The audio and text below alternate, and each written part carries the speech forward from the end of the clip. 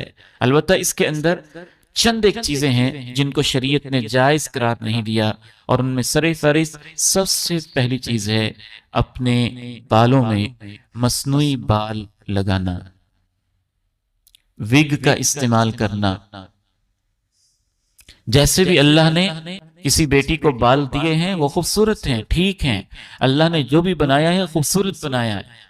لعن اللہ الواصلہ والمستوصلہ، جناب ابن عمر رضی اللہ تعالی عنہما کہتے ہیں اللہ کی لعنت ہے اس عورت پہ جو اپنے بالوں کو لمبا کرنے کے لیے ساتھ اور بال جوڑتی ہے، اور اس عورت پر بھی لعنت ہے جو جڑواتی ہے، یعنی دلہن پر بھی، اور اس طرح سے اس کو وگ پہنانے والی اور ساتھ بال جوڑنے والی۔